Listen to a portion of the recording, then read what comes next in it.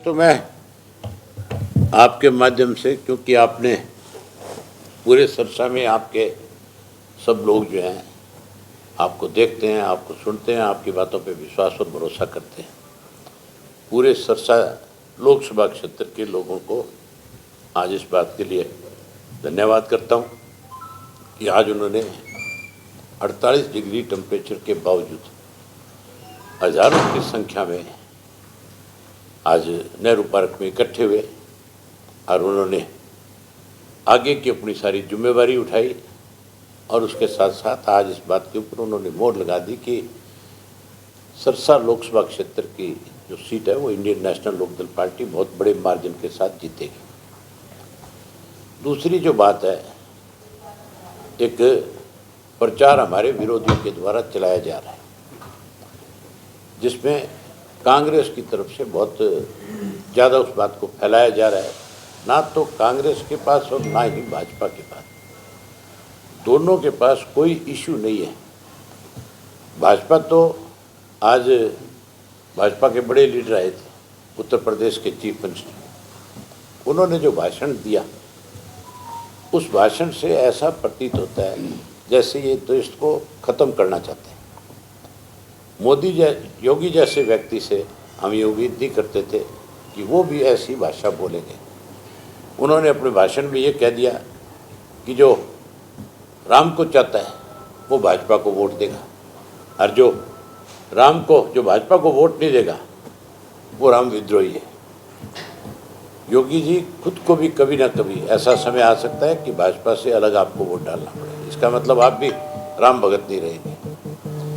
राम भगत जो है हर व्यक्ति है। इन्होंने तो योगी ने और मोदी ने तो अब जा करके वो राम मंदिर बनवाया है। हमारे तो पुश्तों से घरों में मंदिर है भगवान राम का। और हर आदमी जो है सुबह सवेरे, चाहे वो खेत में काम करने वाला है, चाहे कोई अपना बिजनेस करने वाला है, चाहे कोई सफ़र पे जाने वाला है, हम तो घर की चौखट से बाहर जब कदम रखते हैं उससे पहले मंदिर में जा कर के मत्था टेकते हैं, अपने भगवान को भी मानते हैं और अपने जो पूर्वज जो है जिनको हम अपना पितर कह देते हैं, जिनको अपना भूमिया कहते हैं, हम तो उनको भी बहुत श्रद्धा के साथ उनको नमन करके फिर अपने काम को शुरू करते हैं।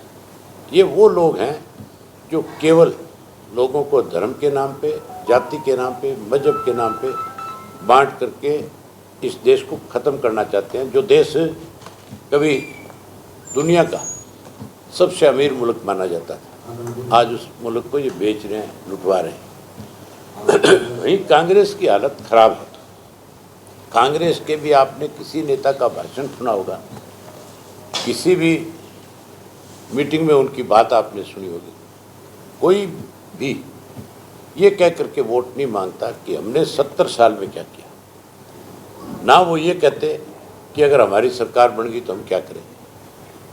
सिर्फ और सिर्फ ये कह करके वोट मांग रहे हैं हरियाणा में पर्टिकुलर कि भाजपा को हराने के लिए कांग्रेस को वोट दे दो। जो हमारी पार्टी, बहुत बड़ा इतिहास जिस पार्टी का है, उसके लिए ये हुड्डा एंड पार्टी लगातार एक बकवास कर रहे हैं, प्रचार चला रहे हैं।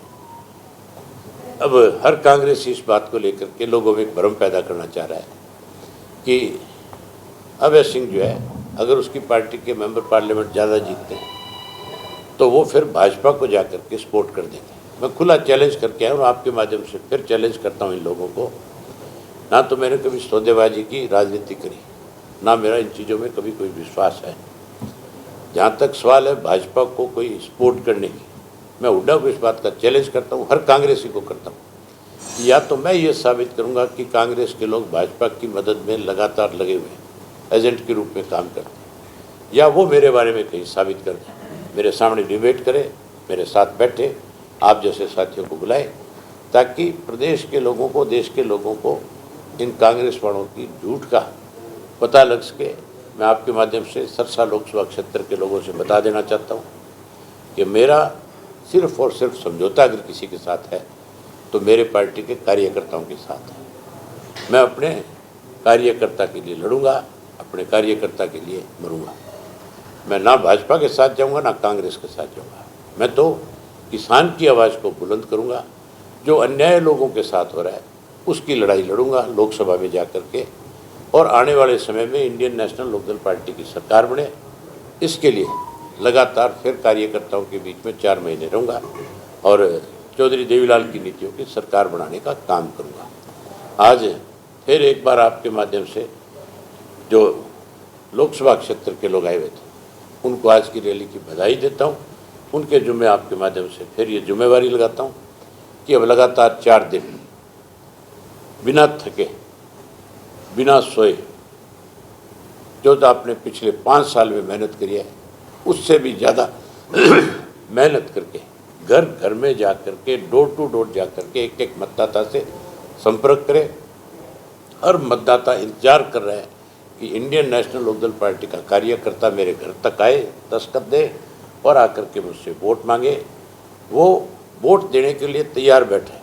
अब तो अगर कोई कमी रहेगी तो हमारी पार्टी के पदाधिकारियों की, हमारी पार्टी के कार्यकर्ताओं की, मुझे अपने कार्यकर्ताओं पे भी और अपने पदाधिकारियों पे बहुत बड़ा भरोसा है कि मेरी गैर मौजूदगी में, चौटाला साहब की गैर मौजूदगी में, चौटाला साहब की तबीयत ठीक नहीं है, वो हॉस्पिटलाइज है, अगर वो ठीक होते तो वो ज़रूर सरसा के लोगों के बीच में आते, अपील करते, लोगों से मिलते, लेकिन मजबूरी है इसलिए वो आ नहीं सकते। मेरी जिम्मेवारी पार्टी ने कुरुक्षेत्र की लगा रखी है। मैं कुरुक्षेत्र के साथ साथ हरियाणा भर में जहाँ हमारे 7 उम्मीदवार खड़े हैं उनके लिए भी मुझे प्रचार में जाना पड़ता है। तो मुझे पूरा यकीन है कि हर कार्यकर्ता यहाँ का जो है वो अभय सिंह चौटाला बन करके इस चुनाव को लड़ेगा और जीतेगा हर हालत में, और जीतेगा हर हालत में, लोकसभा जीतने का काम करेगा। आज सिरसा में बहुत भीड़ थी, बड़ा जोश था लोगों में। आप हिसार भी जा रहे हो, कुरुक्षेत्र भी जा रहे हो, वहाँ किस तरह का हो? सब जगह बहुत उत्साह है, चाहे वो सोनीपत है, चाहे वो आपका हिसार है, चाहे आपका कुरुक्षेत्र है, चाहे अम्बाड़ा है, चाहे वो आपका सरसा है, जहाँ जहाँ हमारे प्रत्याशी खड़े हैं सब जगह बहुत मजबूती के साथ चुनाव लड़ा जा रहा है। और आप देखना 4 तारीख को जब नतीजे आएंगे तब अलग खबर आपको मिलेगी। आप मुझे आकर के इस बात के लिए बधाई दोगे कि जो बात आप कह रहे थे वो आज आगे चली। बुलडोजर और धार्मिक झंडे का उपयोग किया जा रहा है।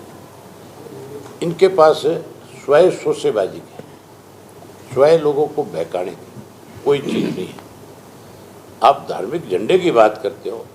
एक चीफ मिनिस्टर के पद पे बैठा व्यक्ति अगर अपने भाषण में ये कहता है कि जो भाजपा को वोट देगा वो राम भगत और जो नहीं देगा वो राम विरोधी, तो ये कहना क्या चाहते हैं? इस देश को किस तरह से बांटना चाहते हैं? ये ज़्यादा बड़े राम भगत हैं हमारे से। ये कह करके लोगों में धार्मिक भावना भड़काना चाहते हैं, इस देश को आग लगाना चाहते हैं, देश को बांटना चाहते हैं। हिंदुस्तान प्रजातांत्रिक मुल्क है, ये जितनी भी कोशिश करेंगे उतना ही लोगों का गुस्सा बढ़ जाएगा। आज योगी जी ने यहाँ सबसे पहले चौधरी साहब को भी याद किया कि क्या की चौधरी देवीलाल को याद किए बिना सरसा की धरती नहीं, हरियाणा की धरती पे कदम रखने वाले के कदम उखड़ जाते हैं। यहाँ कदम रखने के लिए चौधरी देवीलाल के नाम का सहारा लेना बहुत ज़रूरी है, लेकिन चौधरी देवीलाल की नीतियों पे चलना हर एक आदमी के बस की बात नहीं है। चौधरी देवीलाल ने अपनी ज़िंदगी में किसी से समझौता नहीं किया। चौधरी देवीलाल ने असूल की लड़ाई लड़ी। उनकी नीतियों को अगर कोई आगे बढ़ा रहा है और चौधरी देवीलाल की नीतियों को आज कोई लोगों के बीच में लेकर के जा रहा है तो केवल इंडियन नेशनल लोकदल पार्टी है। बाकी सब उनके नाम का सहारा लेकर के अपना दाव लगाना चाहते हैं। अब ये बेनकाब हो गए। विपक्षी दल कह रहे हैं कि अब की बार इनेलो का चश्मा का निशान चला जाएगा। चलो, जो कह रहे हैं बेचारे उनको भी चश्मा लगाना पड़ सकता है। वो भी लगातार ये कहते हैं कि हमें चौटाला साहब एक बार बुला तो लें। वो तो चश्मा लगाने के लिए तैयार बैठे हैं, लेकिन जो हमारा कार्य करता है वो जो है, अगर ऐसे लोगों के दोबारा चश्मे लग गए तो उनकी मेहनत जो है वो बेकार हो जाएगी, उनका विश्वास खत्म हो जाएगा। जिन लोगों ने लूटा है, जिन लोगों ने झूठ बोली है, हमारी पार्टी में उन लोगों के लिए कोई जगह नहीं। कुरुक्षेत्र में कैसा मुकाबला ना रखा है, किसके साथ? कुरुक्षेत्र में बहुत मार्जिन से जीतूंगा। कुरुक्षेत्र में आपके कई साथी जाकर के आए, आप इनसे पूछो, ये बताएगा। ये जाके आया कुरुक्षेत्र में, और भी कोई तुम्हारे में से गया है, सेकंड थर्ड का पता तू आ जाकर के पूछ ले, लोगों से बता देंगे। सर किरण चौधरी ने कहा है कि उनकी जो स्मृति की जो है वो मुझे जिंदा लेकर के आई। मुझे किरण चौधरी की वीडियो मैंने भी सुनी, बड़ी हैरानी की बात है। चौधरी बंसीलाल हमारे विरोधी रहे, हमारे साथ भी थे, हमारे राजनीतिक विरोधी भी रहे, लेकिन किसी राजनीतिक परिवार को पहली दफ़ा मैंने देखा है कि उसको उसी की पार्टी ने हाशिए पे ला करके खड़ा कर दिया। किरण चौधरी अगर इंडियन नेशनल लोकदल पार्टी में रहना चाहेगी, हम उसका बहुत सम्मान करेंगे, हम उनको बहुत इज्जत देंगे। शैलजा जी लोकसभा में चुनाव लड़ रही है, लेकिन सपने में यानी के नारे हैं? शैलजा जी लोकसभा का चुनाव लड़ रही है, लेकिन यहाँ वो जो है भावी मुख्यमंत्री के नारे के कार्यकर्ता। ये लोगों को बहकाने के लिए होता है, ये लोगों में एक भ्रम पैदा करना चाह रहे हैं कि शैलजा अगली मुख्यमंत्री बनेगी। शैलजा को टिकट ही बड़ी मुश्किल से मिली। शैलजा तो चुनाव छोड़ के भाग रही थी, शैलजा यहाँ से चुनाव नहीं लड़ना चाहती। शैलजा ने सर्वे कराया था, उसके सर्वे में वो 1.5 लाख वोटों से हार रही थी, वो अम्बाड़ा भी नहीं जाना चाह रही थी। ये तो भूपेंद्र सिंह हुड्डा ने अपने चक्रव्यूह में लेकर के फंसा करके यहाँ भेज दिया।